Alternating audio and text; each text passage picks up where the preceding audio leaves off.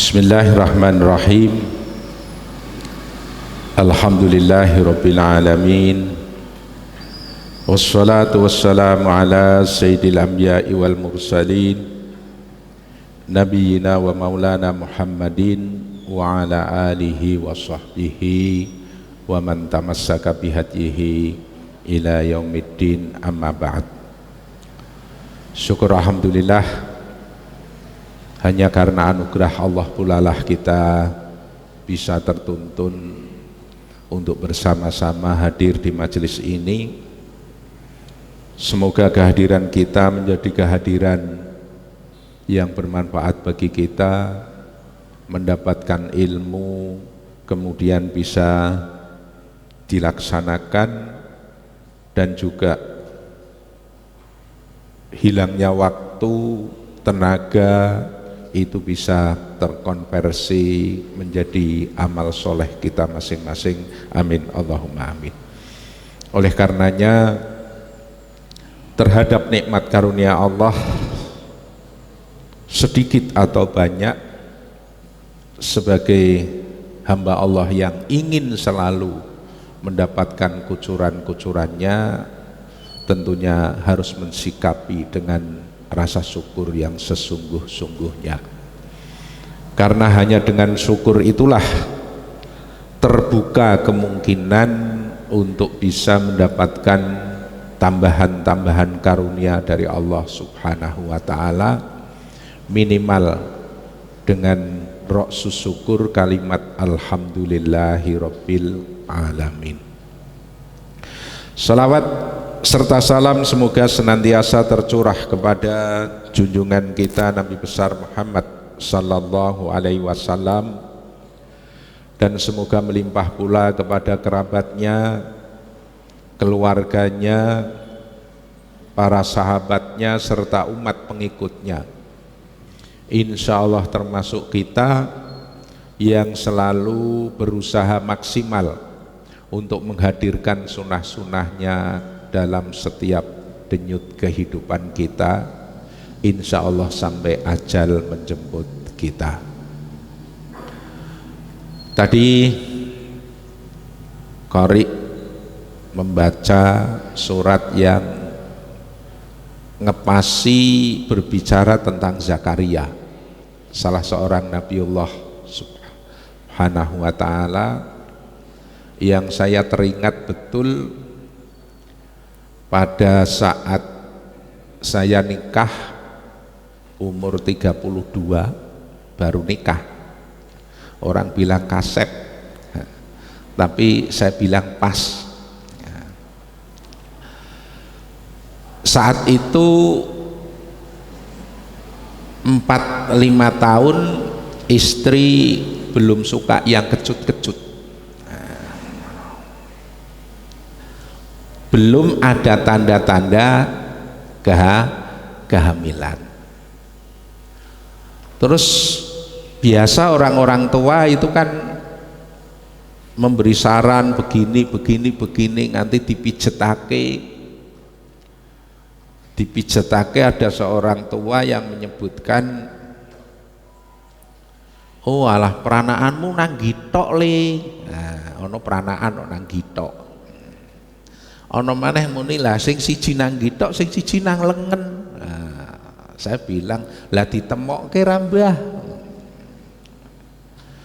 Ada lagi di Balong itu, kalau karena istri saya itu cepu, dipijetke di Balong di daerah Cepu juga, itu menyatakan ketika dipijet istri saya, ini ono le peranaane loro tur lanang, kok temenan juga anakku lanang loro sekarang ini dua. Apakah itu karena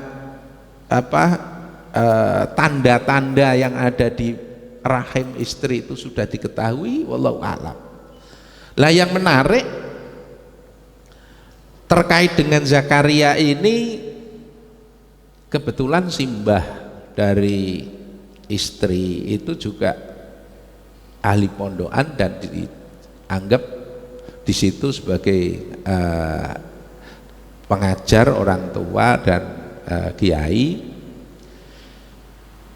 itu memberi saran, le nek kowe pingin ndang cepet entuk momongan, kowe ndonga dengan doa Nabi Zakaria,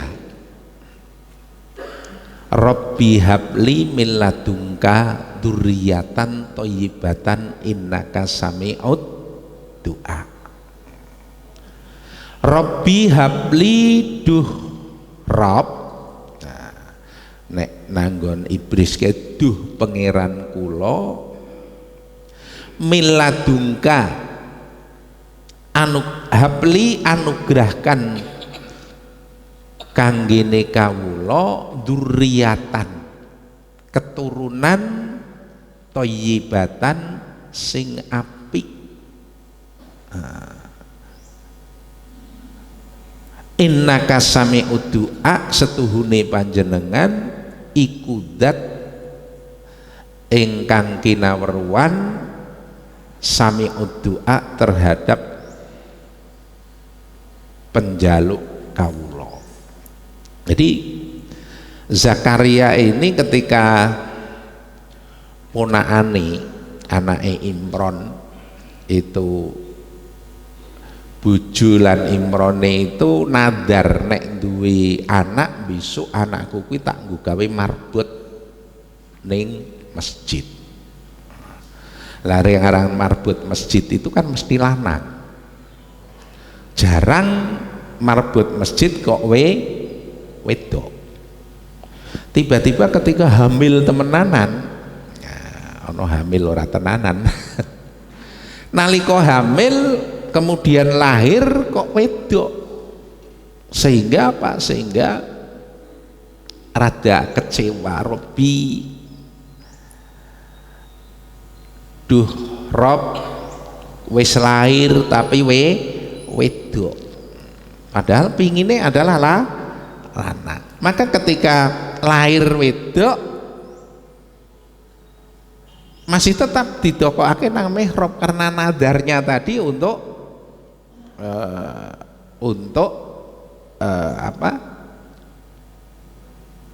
marbot. Lah disinilah kafalah Zakaria sing mupu itu adalah Zakaria.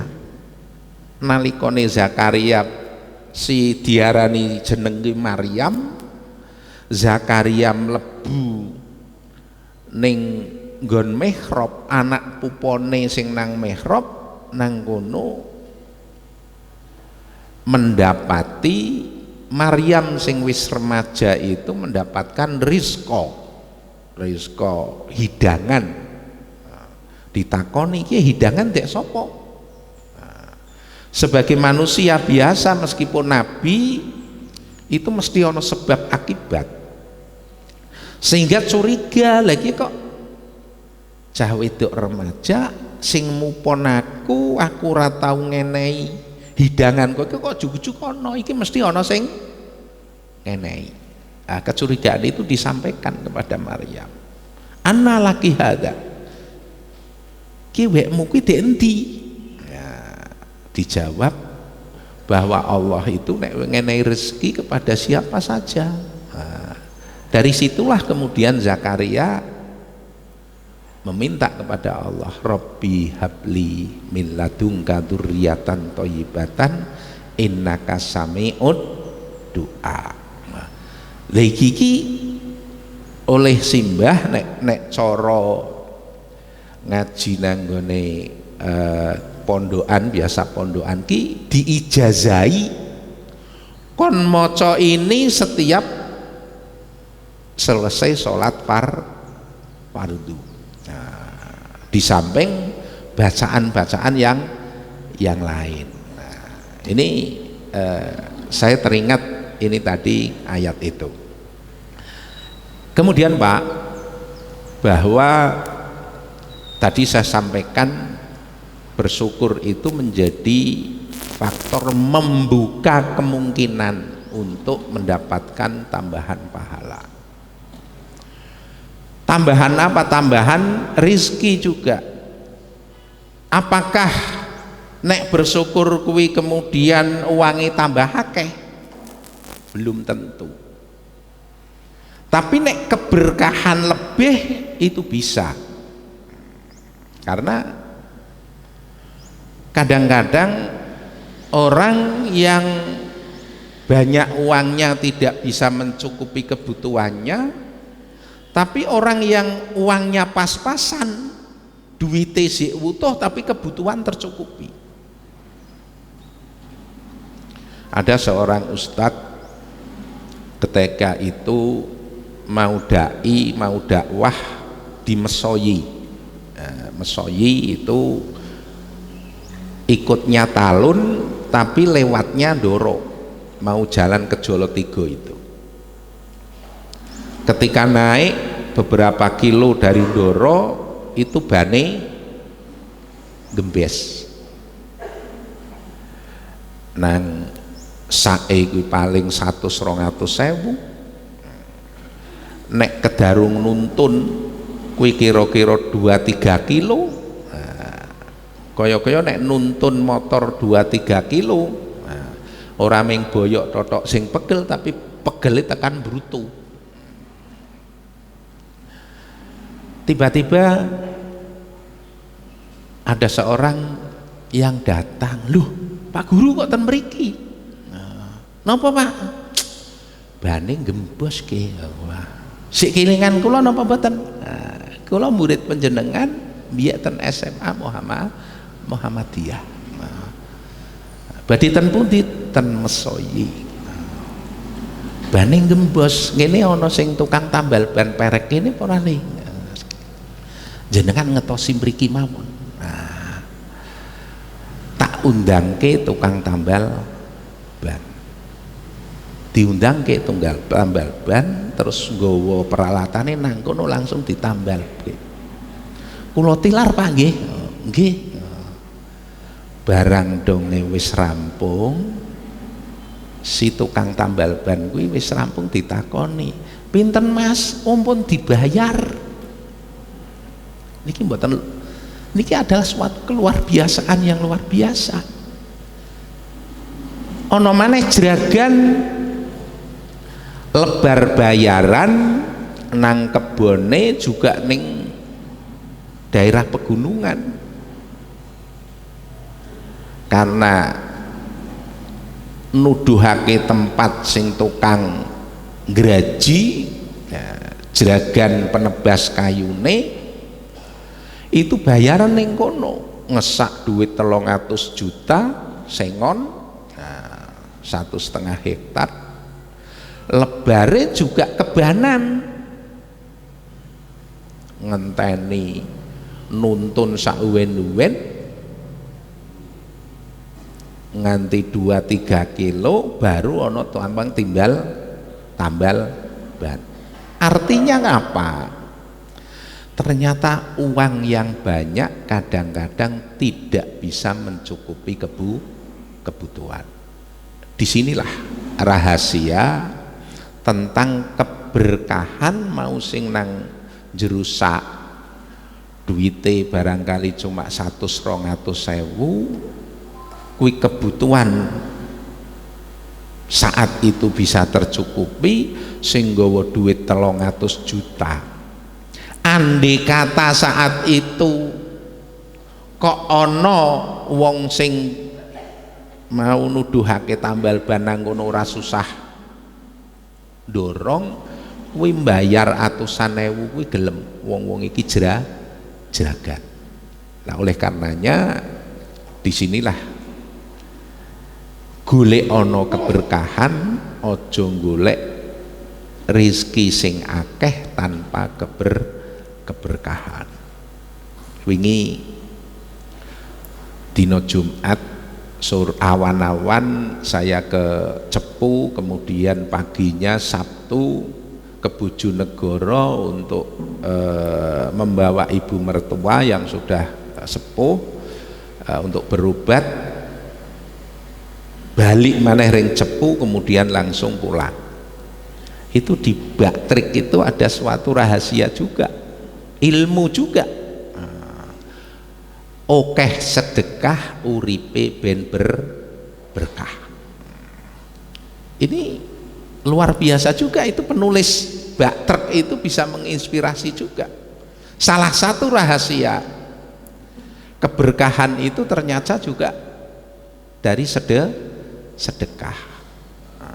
Maka di dalam ayat Al-Quran juga disebut, ketika seseorang menginginkan kelipat gandaan uang, itu bukan dengan jalan renten, bukan jalan riba yang memutar nganakake duit, tetapi untuk bisa memperbanyak harta, dalam tanda kutip kemanfaatan itu adalah dengan jalan sedekah. Nah, ini pertama tentang masalah syukur. Kemudian yang kedua, saya ingin menyampaikan tentang rombongan neraka dan rombongan surga. Nek wong sing biasa ngaji itu bisa milih mana memilih rombongan. Di dalam surat Az-Zumar disebutkan, a'udzubillahi minasyaitonirrajim, wasiqal ladzina kafaru ila jahannama zumara. Lan akeh wong kang padha kafir iku padha digiring menuju neraka jahanam zumara dengan berombongan. Hatta idza ja'uha futihat abwabuha, sehingga nalikane tumeka wong-wong kafir ha ing abwab, ing pintu-pintu jahanam, futihat abwabuha, terbukalah pintu-pintunya, wa qala lahum khazanatuha,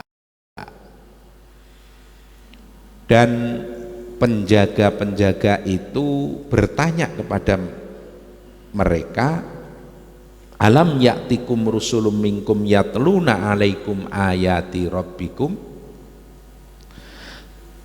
tidakkah telah datang kepada kalian utusan-utusan di antara kalian yang membacakan atas kalian ayat-ayat Tuhan kalian, wa yungdirunakum liqa'a yaumikum hada, dan memperingatkan kepada kalian tentang pertemuanmu dengan harimu saat ini. Qalu, orang-orang kafir itu menjawab, bala, iya, sudah pernah datang kepada kami rasul-rasul, sudah datang kepada kami warasatul anbiya, orang-orang yang mewarisi utusan-utusan Allah, para mubalik, para dai yang memperingatkan kami. Walakin haqqat kalimatul adzabi alal kafirin, tetapi sudah menjadi satu kepastian bahwa azab itu akan menimpa orang-orang kafir. Kilat hulu abwaaba jahannam khalidina fiha, maka dinyatakan masuklah kalian kepada pintu-pintu jahanam, kekal di dalamnya. Fabi'sa maswal mutakabbirin, maka seburuk-buruk tempat kembali bagi orang-orang yang sombong. Di ayat selanjutnya, wasiqal ladzina taqaw rabbahum ilal jannati zumara, dan orang-orang yang bertakwa kepada Tuhan mereka dihantarkan menuju ke arah surga secara berombongan, sehingga ketika sampai kepada jannah dibukakan pintu-pintunya, dan penjaganya itu bertanya kepada mereka, berkomentar kepada mereka, salamun alaikum, kesejahteraan bagi kamu sekalian, tibtum, berbahagialah kalian. fadkhuluha khalidin, maka masuklah kamu ke dalam surga kekal di dalamnya. Wa qalu, dan orang-orang yang masuk surga itu berkomentar, alhamdulillahilladzi shadaqana wa'dah, maha terpuji Allah yang telah menepati janjinya, wa arosnal ardona tabawwa'u minal jannati haitsu nasya, dan telah memberikan kesempatan bagi kami untuk menempati tempat ini di antara surga sekehendak kami, fanikma ajrul alimin, maka itulah senikmat-nikmatnya balasan orang-orang yang beramal. Kira-kira ada dua kalam yang memberikan informasi tentang orang yang digiring menuju ke arah surga, yang ke arah neraka. Sebagian lagi rombongan juga dihantarkan menuju surga. Nek koyo arep daftar nang kene, kira-kira melune rombongan sing endi, Bu? Rombongan ndi, Bu? Rombongan sing surga. Nah, itu wong waras. Berarti sampean kabeh niku sik waras.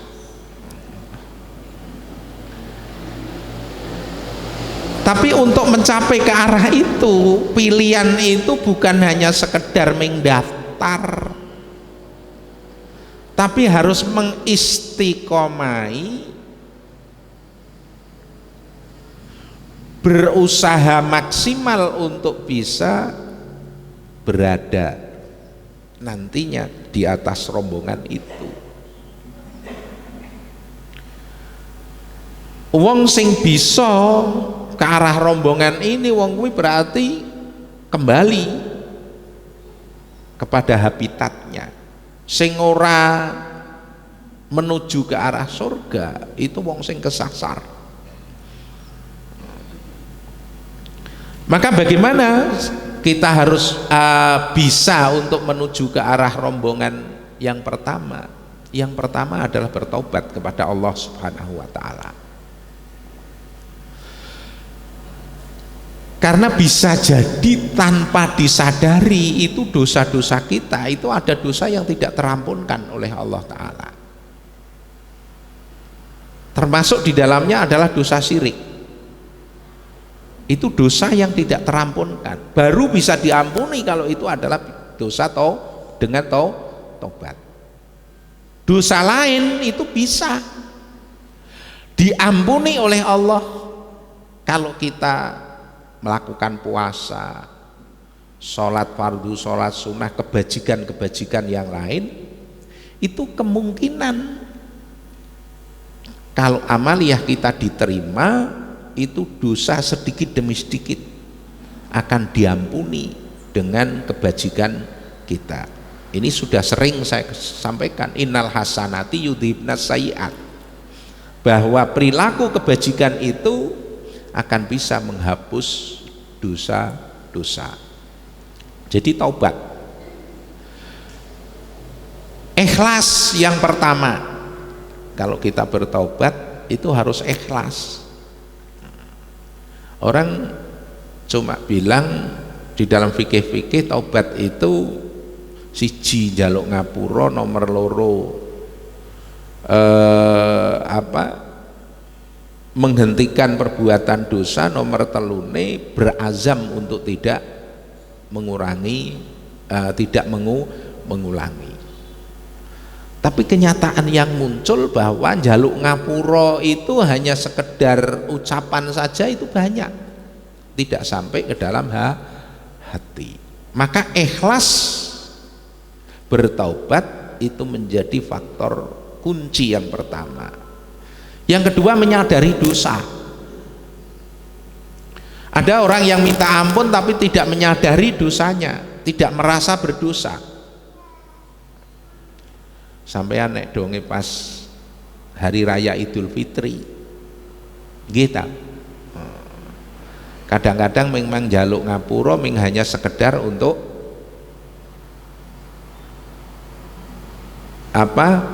permohonan ampun secara adat. Itu bagus juga. Wong kadang-kadang ora tahu kenal be njaluk ngapura. Itu nek pas hari raya. Tapi konteks permohonan ampun njaluk ngapura, kalau kita menjaluk ngapura kepada orang yang kita merasa itu banyak salahnya kepada orang tersebut, itu pasti di sini akan gregel. Bapak Ibu nek bariyoyo niku nek secara adat kan ibuke njaluk ngapura karo bapake njaluk ngapura karo ibuke. Apa yang terjadi? Omongane ora genah po, langsung kadang-kadang berbes mili. Mbak ya Bu, iya Bu, ada. Ini yang terjadi. Nah, makanya orang yang mohon ampun kepada Allah dalam kesendirian, kemudian fafadat ainahu,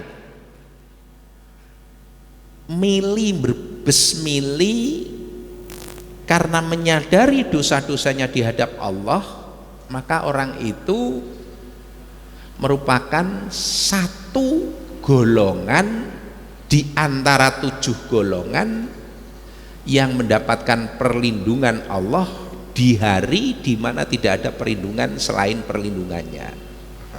Sab'atun yudhillumhumullahu la dhilla illa dhilluh. Ada 7 golongan yang Allah akan memberikan perlindungan pada seseorang, pada golongan itu di mana tidak ada perlindungan selain perlindungan Allah. Salah satunya adalah itu. Wong sing njaluk ngapura kepada Allah, ingat kepada Allah, kemudian berbesmili dalam kesendirian. Nah, maka ikhlas dan menyadari dosa itu salah satu yang bisa menumbuhkan tadi perasaan sampainya permohonan ampun kita kepada Allah. Memohon ampun, kemudian menyesal, kemudian bertekad tidak mengulangi lagi. Ini adalah unsur-unsur tobat. Lah mohon ampun itu di samping kepada Allah, nek dosane kuwi kepada hamba Allah, yang njaluk ngapura kepada hambane Allah. Kemudian yang kedua, memohon pengampunan dosa. Beda orang tobat dengan mohon pengampunan dosa. Nek tobat itu suatu hal yang khusus, dihususkan. Mohon pengampunan dosa itu istighfar.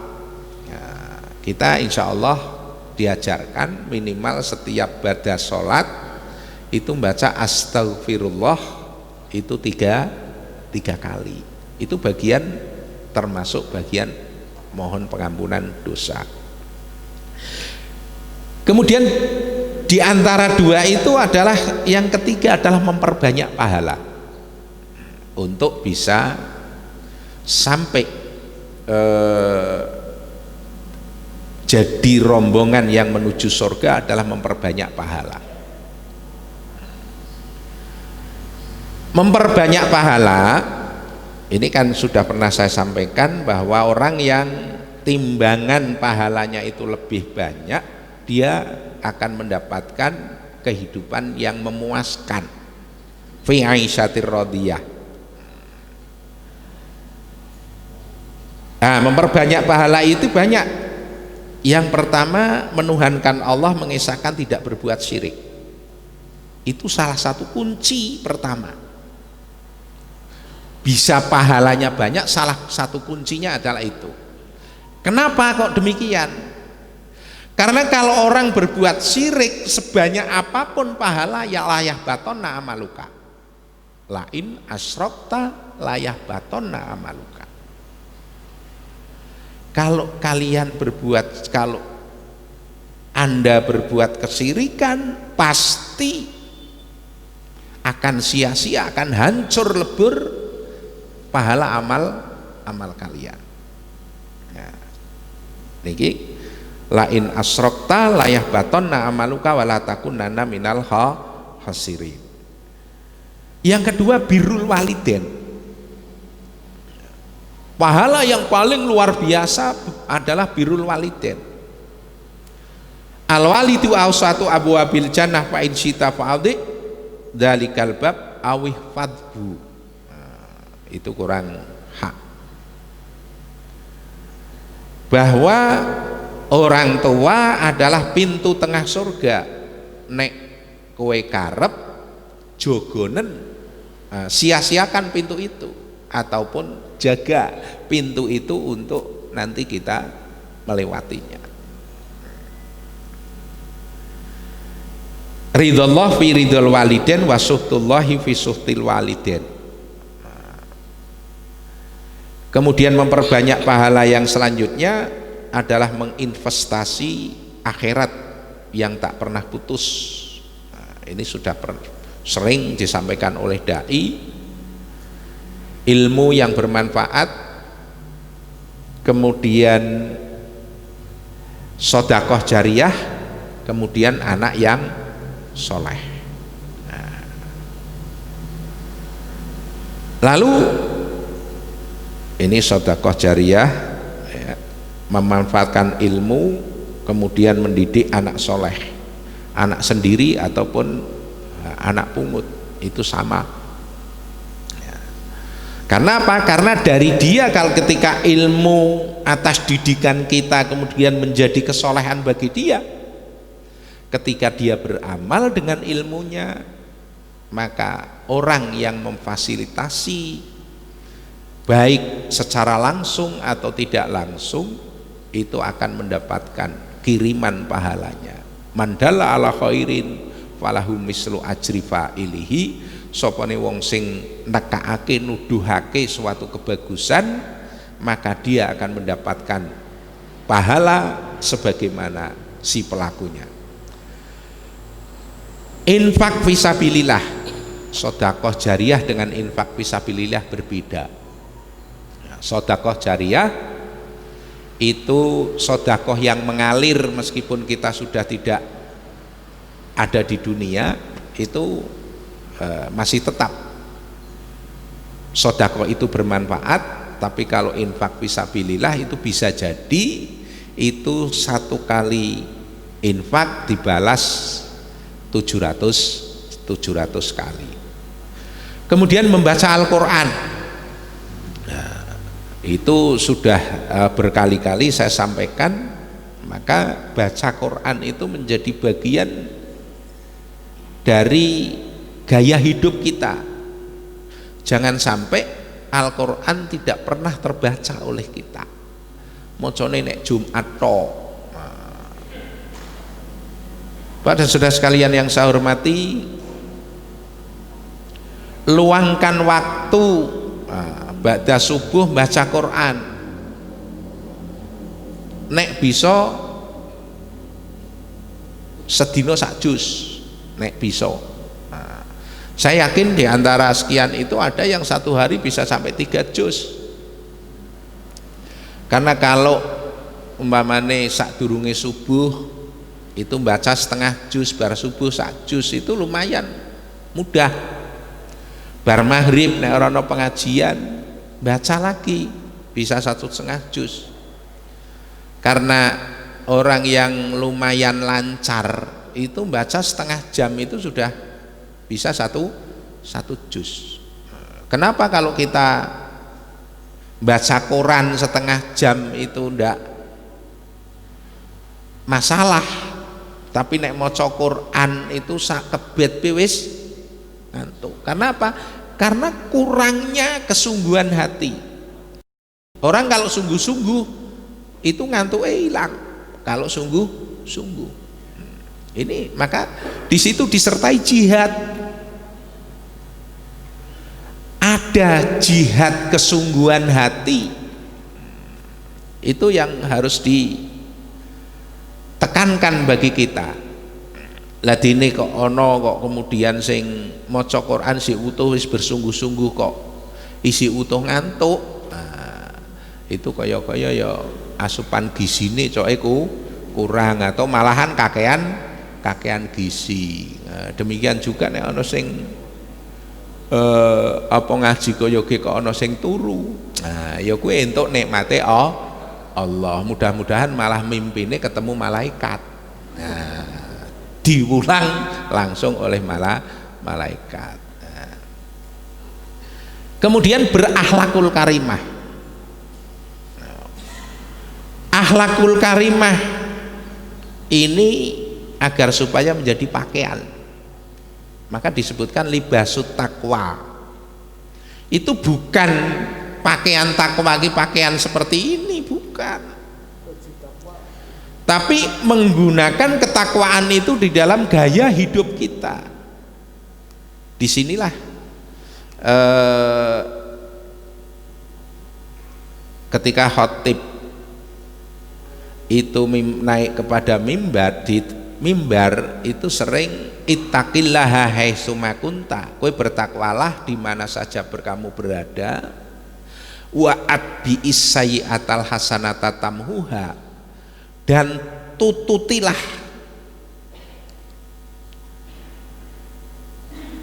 perbuatan jelekmu dengan perbuatan baik, tamhuha, mudah-mudahan kejelekan itu, dosanya itu akan bisa terhapus dengan perbuatan baikmu.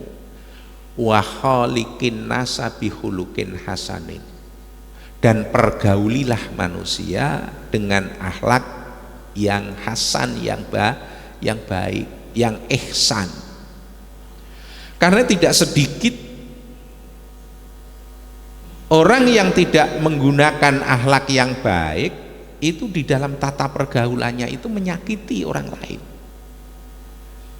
Apakah kita sengaja atau tidak sengaja, kalau itu menyakiti orang lain itu akan mendapatkan hisab nanti. Sampean sebagai penjual atau pembeli yang setiap saat itu mesti dipraktekake, itu sering omongan-omongan kuwi nyelekit. Usum pelem, nganyang pelem piro Kang? 10.000. Pelem kisut-kisut kok kuwi kok 10.000. Apa maneh pelem sak upil-upil kaya kuwi? Olah pelem samene muni sak upil, lirunge sepiro? Siapapun kalau barangnya itu dicacat niku mesti jengkel, itu mesti. Maka nek ora seneng ora susah nyacat, tapi umume nang apa wong pembeli kok mesti nyacat barang sing pak dituku, kuwi nggo gawe ngedonake mental penjual. Lah sing adol juga nyelekit maneh, ngenyang 10.000 dinyang 6.000. Uwekmu 2 ton mrene tak tuku. Apa ora nyelekit niku? Padha bae nyelekit. Akhirnya adanya saling menyakiti.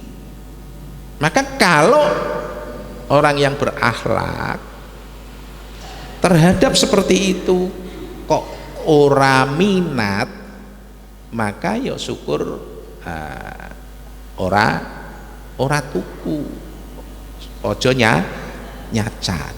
Nah, maka akhlakul karimah, menggunakan baju takwa di dalam kesehariannya, itu menjadi faktor yang bisa mempersempit kemungkinan dosa dan juga memungkinkan banyak pahala.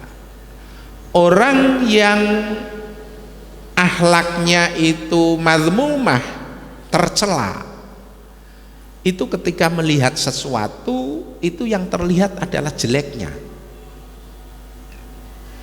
Apakah itu kepada tetangganya, kepada rekanannya, itu semuanya yang cacat-cacatnya. yang terlihat. Ono tanggane nekakake TV mongso kaya iki, langsung cacate sing ora dep ngisin untuk BLT kok nggo gawe. Ya. Itu seperti itu. Bagi orang yang positive thinking, alhamdulillah kayak untuk BLT bisa kena nggo gawe tuku TV, mesake ket wingi-wingi kok ora duwe TV. Tapi nek sing akhlak yang kurang bagus itu mesti nyinyir yang sing ketok wi langsung hal-hal yang paling buruk. Kepada yang lain pun itu seperti itu. Komentar-komentar sing ora nyaman. Maka akhlakul karimah itu menjadi faktor utama untuk memperbanyak pahala dan juga mempersempit kemungkinan dosa. Kemudian ibadah-ibadah sunnah itu menjadi bagian, ya tentunya ibadah wajib itu menjadi yang utama. Tapi perlu diketahui Pak Bu, kalau ibadah wajib kita itu tidak sempurna, bahkan kok fasid, terutama sholat fardu, maka seluruh amaliyah kita juga tidak akan terangkat. Di dalam fungsi ibadah sunnah disebutkan riwayat Imam Tirmidzi dan Ashabus Sunan yang lain, sesungguhnya yang pertama dihisab dari seorang hamba pada hari kiamat dari amalnya adalah sholatnya. Nek sholate mau bagus, faqad aflaha wa anjaha, maka dia beruntung dan sukses.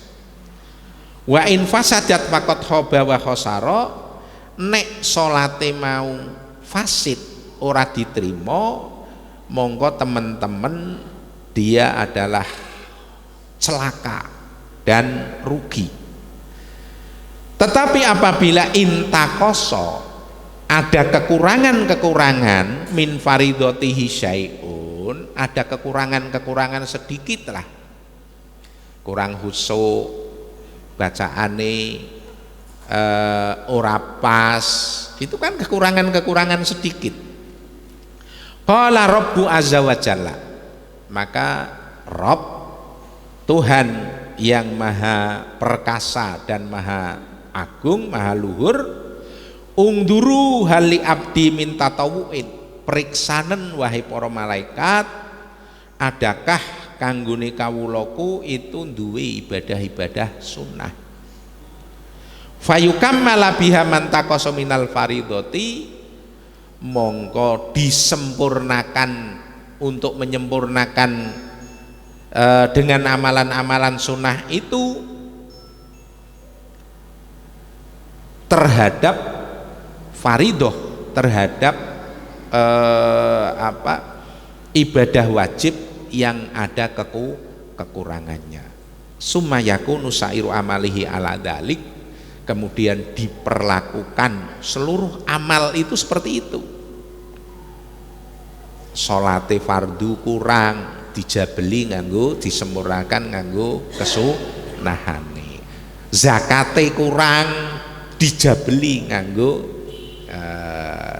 ibadah zakat sodakoi. Puasane kurang, dijabeli nganggo dengan puasa-puasa sunai. Itu maka untuk memperbanyak pahala itu sunnah, ibadah sunnah itu menjadi bagian dari yang ada. Saya kira itu yang bisa saya sampaikan. Mungkin ada 1-2 pertanyaan, monggo kalau ada silakan.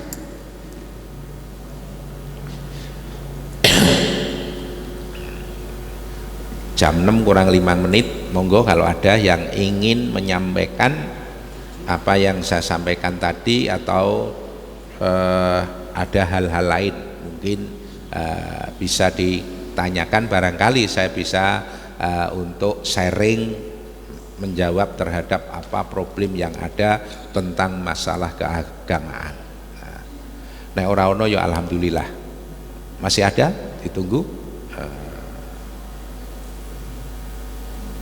Alhamdulillah berarti yang saya sampaikan ini bisa dicerna, atau barangkali justru malah lewat kabeh. Ada dua kemungkinan kan. Yang model monolog seperti ini itu ada dua kemungkinan.